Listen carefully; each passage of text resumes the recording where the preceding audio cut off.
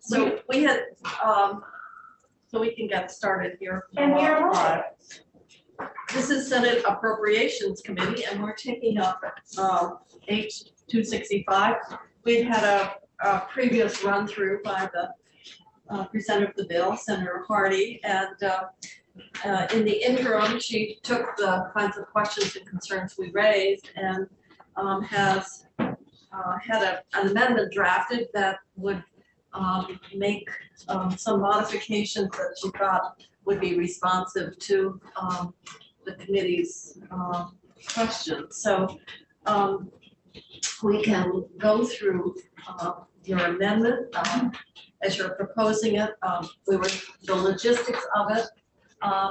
We can, there are two options. We can do it as a committee amendment, depending on how the committee feels about it, or it can be done as an individual amendment, and you can be the lead, and you know, any of us who want to sign on to do that as well. Okay. So we can sort of see how people want to proceed on that. So if you want to run through your amendment in terms of what it does, and you've already sent it out to two members who also serve on judiciary, since some of the issues tie into areas when we got into, you know, terms like investigate and so forth, take on different connotations depending on, you know, your perspective. So let you run through your work here, and sure, and we can see if we can move the bill out today. Well, thank you, Madam Chair, and thanks everyone for having me back. I think this is the third time we've chatted about this bill, H-265. It is the Office of the Child, Youth, and Family Advocate bill. And when I was in here before, I heard several concerns with the bill, and so I took the liberty of having this amendment drafted to try to address them. One was a little bit of ambiguity about whether or not this office would have sort of part of its duties, not only the Department of Children's and Families, but anything that the department funded, so programs that the department funded. And then there was the question of what about AOE and schools and stuff. So in the section of the bill that establishes the office, I just changed the language a little bit to say the office shall advocate for the welfare of children and youth receiving services from the department directly or through funds provided by the department and those involved in the child protection and juvenile justice systems. So I just added the or through funds provided by the department to make it clear that sub-grants would be included, but it's not schools for, you know, or agency of education programs. And so that's the first instance of amendment on this, which is draft 1.1. One thing that I find intriguing is in some areas it's Office of Child, Youth, and Family Advocate. So we have youth in one place, and we have, I feel like I have a speech impediment. Youths. Yes, youths is It's sort of like working them. And so it seems like we're not consistent in terms of its youth or youths. I did ask Katie that, and Katie, yes, Katie is here. I think the youths were when we used children and youths. So youths is plural and youth when it was singular. Is that right, Katie? I thought it was like moose. It's both singular and plural. Well, if you go by Cousin Vinny, my cousin Vinny, it's youths plural. Is that the standard? The Cousin Vinny standard? Yeah. Go ahead, Katie. Yeah, when it is children and youths, it has the S at the end. That's the difference. It's been through editing several times, and that's where they landed. But I'm happy to send it through again if you have any concerns. No, I was just wondering, because it appears different depending on the title. Okay. So we'll keep going. So the So that's second instance is that troublesome word, investigate. yes. So there were several places in the bill where investigate is used. So in each of those instances, I asked Katie to remove the word investigate. And in one case, in the second instance, this is in their duties of the office. They would respond to complaints. They would not investigate complaints. Then if you look at, I'll come back to the third instance, but in the fourth and the fifth instance, also removing the words investigations and system monitoring duties, and just saying carrying out individual complaint and systems reviews. So reviews instead of investigations. And then the fifth instance is just striking the word investigation as another part of the bill. So they would not have investigatory duties. This, as you all mentioned, is done by either law enforcement or the department itself. I have the authority to subpoena those. Right, they do not have the authority to subpoena, this office does not, but they can look into complaints, or review them, but not investigate them. That is, they don't have the staffing to do that anyway. And then just back to the third instance of amendment, and this was a concern that I believe Senator Sears raised about restraints and seclusion notification within 48 hours, and just how practical that would be, because there may be more than the department would have the ability to constantly be saying, well, every 48 hours. I mean, hopefully they're not that many, but they're more than would be practicable to notify within 48 hours. So I just put that into the general notification. So it's with instances of physical injury, and then restraints and seclusion, the office would be notified by the department.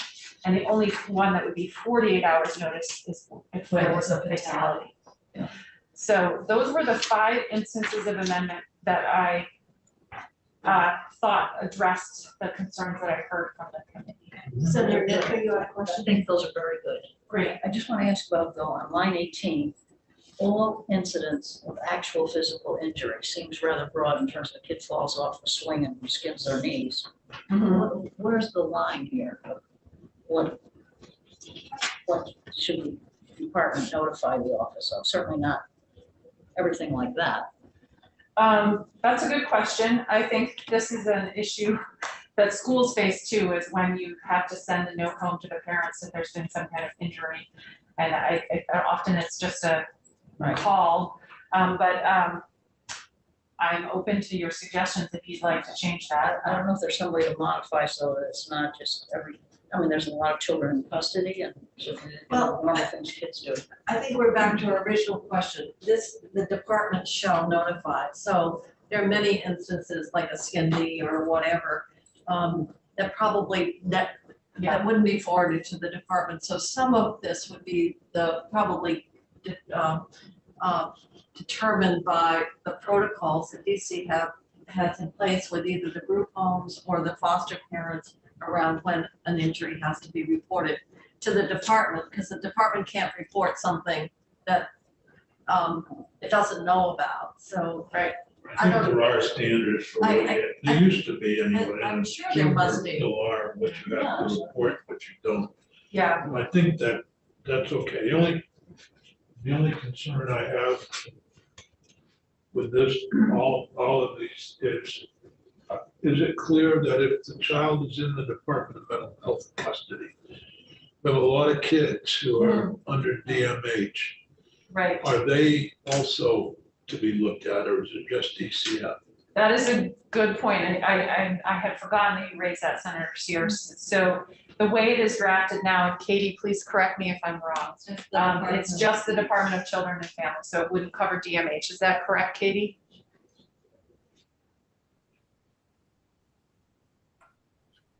Sorry, the way this is drafted now, yes, it just covers DCF. It doesn't cover DMH doing the reporting. Madam Chair, All we can expect Yeah. right now. Phil, Yes, Senator Bruce. just wondering, given Alice's concern, and I don't know if this would be acceptable to Senator Hardy, but instead of actual physical injury, if it would significant injury be a way to square the circle? So in other words, a scraped knee, no, but a broken arm, yes. Well, I think probably we're kind of second guessing this. We probably, if we want to double check, we should probably hear from the department, what are their protocols in place around the reporting of an injury, whether it's in a foster care placement or whether it's in a group home placement or whatever, or in kinship care. So I'm thinking there've got to be procedures around reporting, because the department can't give this information to the advocate if they're not collecting it in the first place. So there've got to be protocols as to when incidents are reported and what are the standards that are employed. And I will say that this language, the department did look at, and we had different language in about, I can't remember even what it was at the time, but we changed it to the notification at their request. But I don't remember what the previous language was, but so they did look at this language.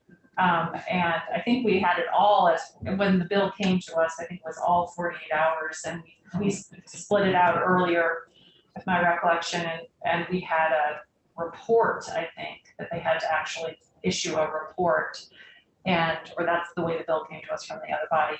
And then we changed it to notification after the department reviewed it. So I don't recall them having an issue with the injury thing. I think you're probably right that they have rules about reportable injuries and they wouldn't report something they don't know about. So, and then I think also the hope is, another part of the bill is about the sharing of data, and that this would all be, once their data project is complete, in a database that the Office of the Child Advocate would have access to. So the reporting would just be an automatic report that comes out through the database rather than a person-to-person report necessarily. So it may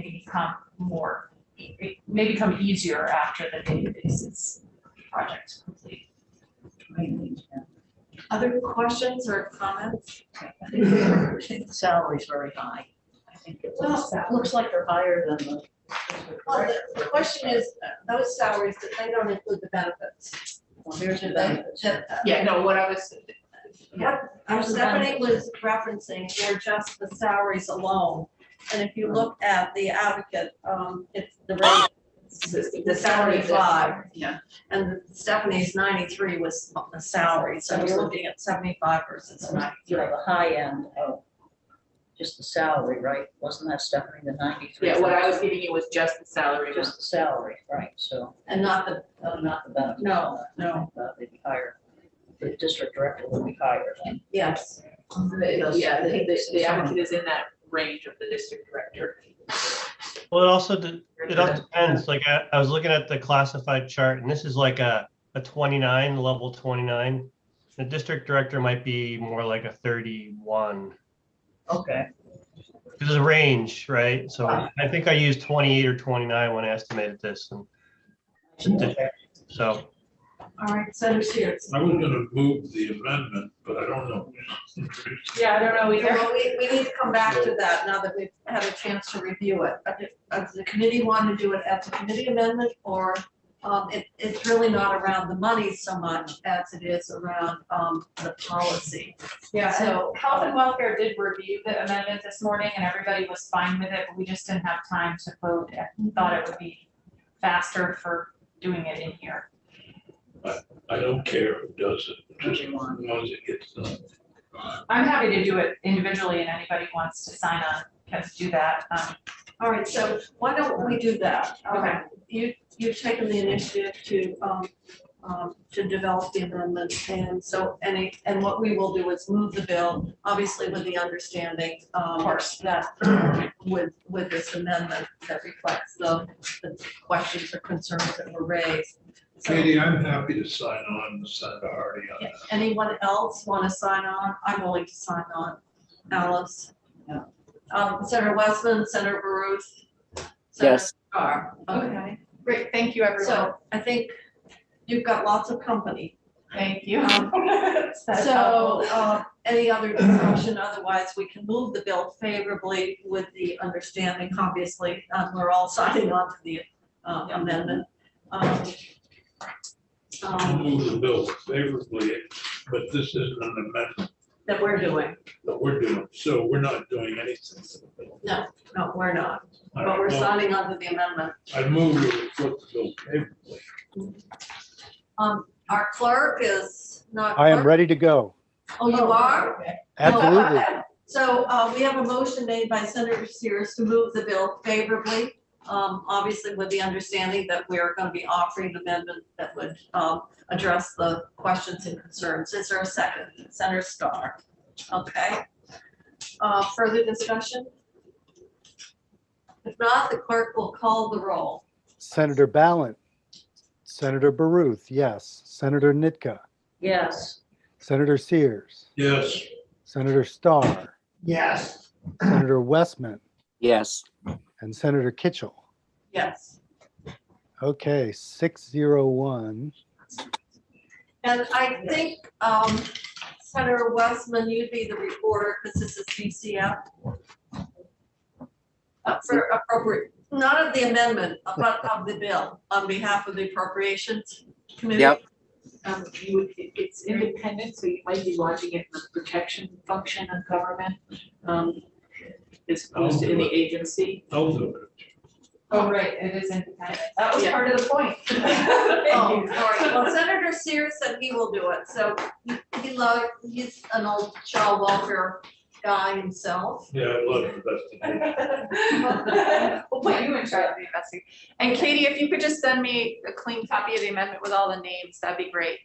Thank you. Thank you all. I Do really you have appreciate it. Bloomberg come down? Thank you. Yeah. Thank you. Thank you very much, Ruth, and thank you for getting the draft. My pleasure. Okay, bye-bye. So as it stands now, the bill is moved out favorably, Yes, and the amendment will be presented on the floor. Right, this purporting favor. Okay, great. And so the amendment is voted on 601, right? Yes. Yes. Yeah, 601.